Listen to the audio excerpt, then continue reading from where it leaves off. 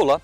Talvez você não saiba, mas enquanto você está assistindo ao nosso programa, muitas das suas informações pessoais estão circulando pela internet e elas são valiosas para muitas empresas. Mas e aí?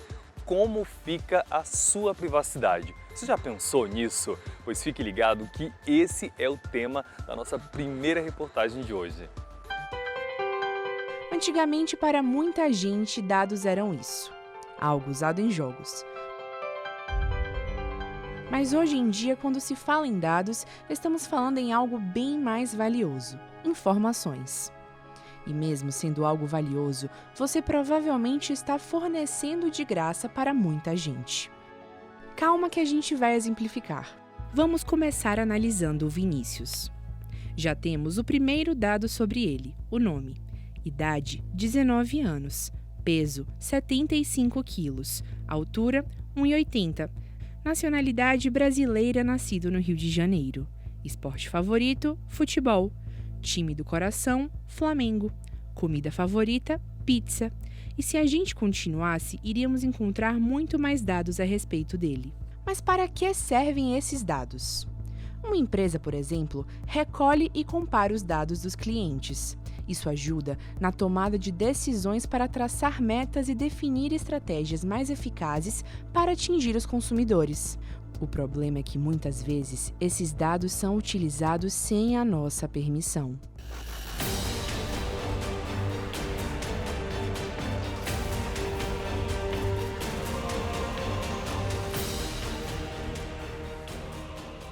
Assim como a maioria das pessoas, você provavelmente não lê os termos de políticas de privacidade na internet, mas deveria, porque ao fazer isso, você está dando o seu consentimento para a empresa fazer o que bem entender com seus dados.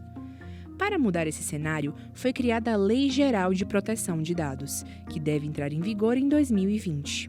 Então, é uma lei que impõe uma mudança radical na forma como as empresas vinham tratando de dados pessoais até agora, então uma mudança cultural na gestão desses dados e numa preocupação de registrar todas as suas atividades para que garanta que todas as informações que as empresas possuem, elas têm, com base na nova legislação, um fundamento jurídico para continuar tratando aqueles dados pessoais. A gente entende que a legislação vai aumentar a maturidade das pessoas com relação à privacidade de dados. As pessoas vão estar cada vez mais conscientes de que não podem ficar clicando em aceito qualquer termo de utilização, porque assim elas devem saber exatamente para onde seus dados vão ser utilizados.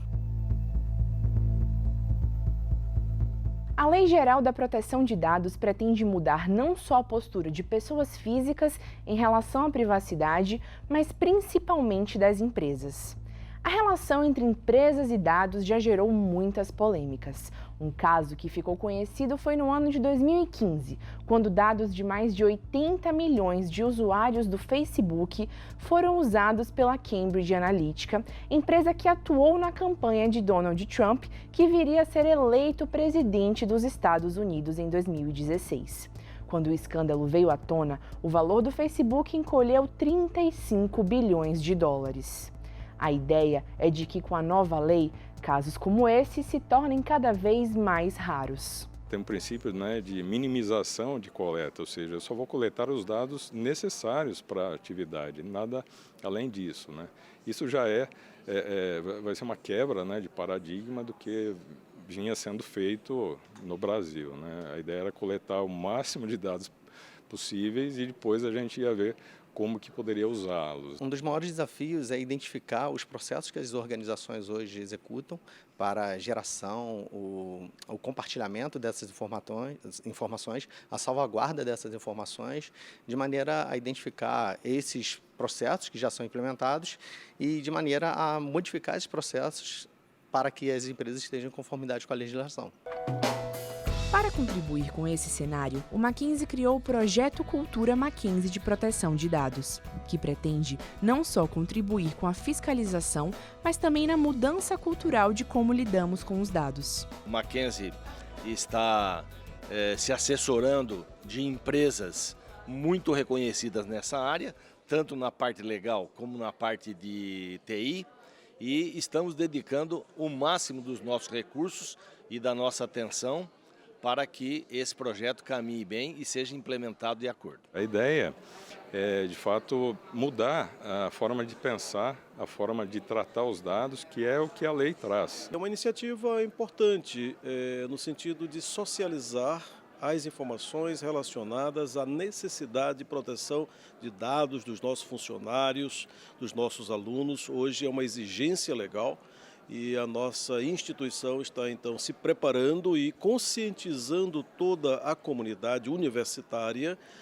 no sentido de que essa proteção de dados seja levada a efeito da melhor maneira possível.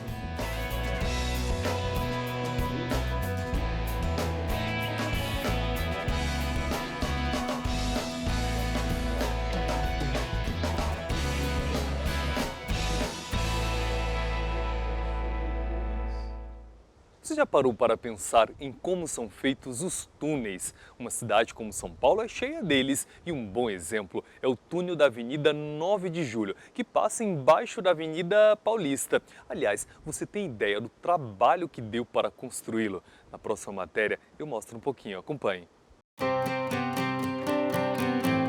Quem mora em grandes centros urbanos já deve ter se deparado com eles, os túneis, e em algum momento se perguntado como eles são construídos.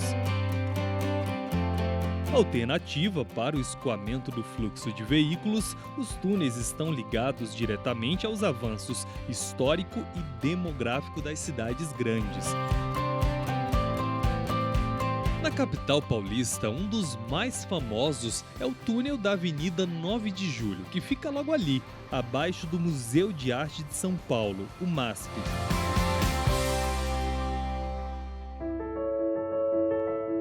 Para entender melhor o porquê desse túnel ser tão simbólico para a história da capital, a gente precisa voltar lá para 1916, quando havia no mesmo lugar um majestoso belvedere, um tipo de terraço panorâmico que formava um grande mirante e um jardim. Naquela época, a cidade possuía 24 vezes menos habitantes que em 2019. Cerca de 20 anos depois, em 1937, a população já tinha mais que dobrado e já eram necessárias alternativas para melhorar o fluxo entre o centro e a zona sul da capital. Então, em 1938, foram inaugurados os túneis 9 de Julho, com cerca de 1 quilômetro de comprimento cada sentido, embaixo do belvedere. Anos mais tarde, em 1951, o local voltava a ser o centro das atenções paulistanas. O suntuoso belvedere era demolido para dar espaço à primeira Bienal de Arte Moderna de São Paulo, em 1953. Com o sucesso do evento, a prefeitura doou o terreno para a construção do MASP. Aí os túneis voltavam a ser assunto, pois os alicerces do museu ficavam apenas a 8 metros acima da parte superior dos túneis. A construção prosseguiu. O museu foi inaugurado em 1968 e os túneis estão lá até hoje, nos mesmos moldes de mais de 80 anos atrás, quando foram inaugurados.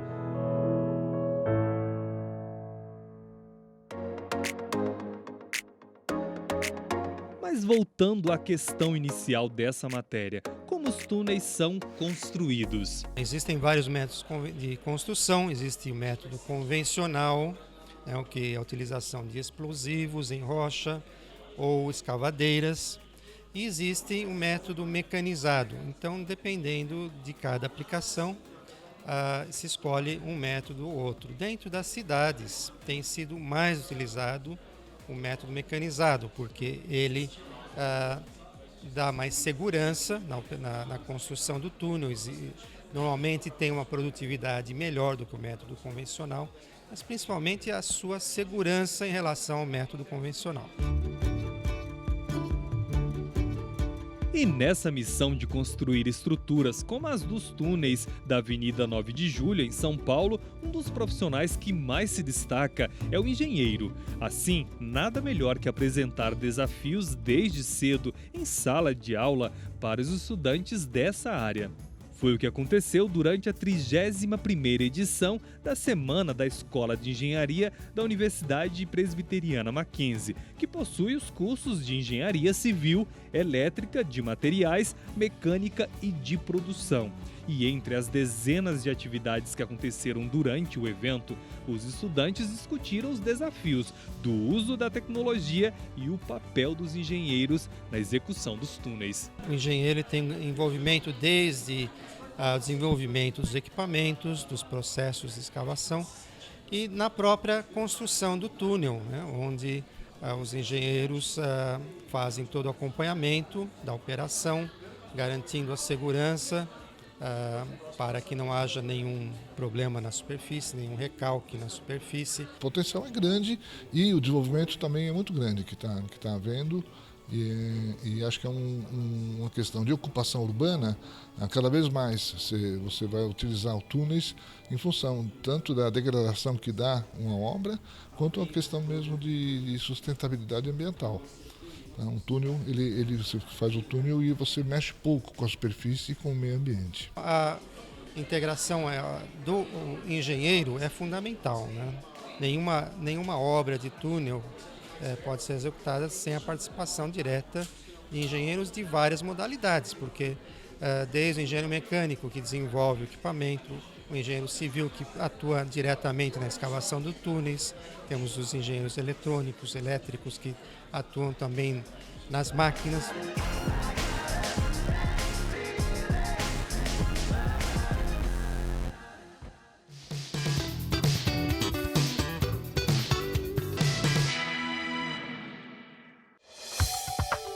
A parceria realizada entre a Universidade Presbiteriana Mackenzie e a Secretaria Municipal de Esportes e Lazer vai mudar a vida de muitos jovens com o programa Oportunidade Olímpica.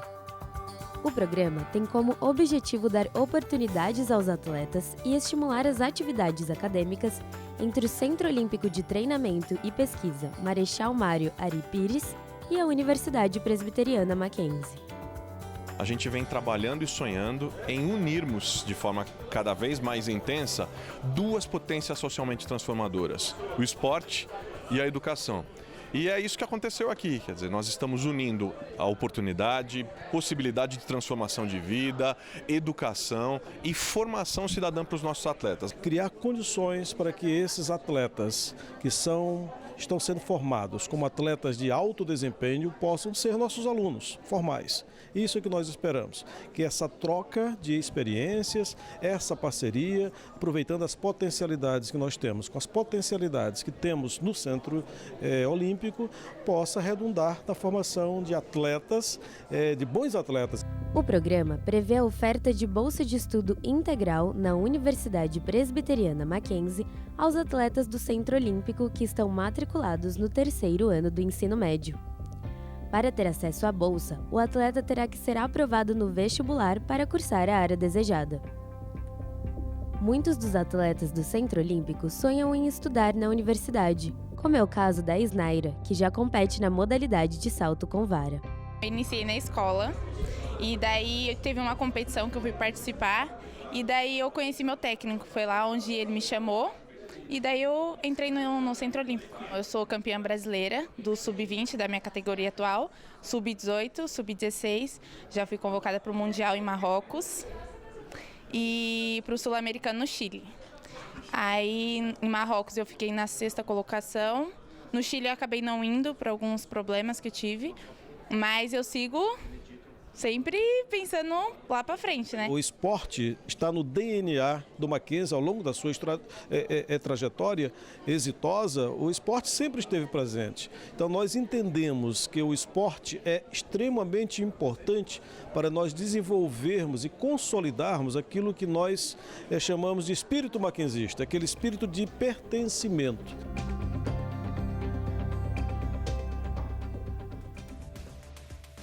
O programa Mackenzie Movimento fica por aqui, mas olha, se você quiser ficar ligado em projetos, cursos ou atividades que rolam aqui na Universidade Presbiteriana Mackenzie, você pode acessar o nosso site mackenzie.br. Lembrando que nós temos encontros marcados todos os sábados às 10h15 da manhã na TV Cultura. Eu vejo vocês na próxima edição. Até lá!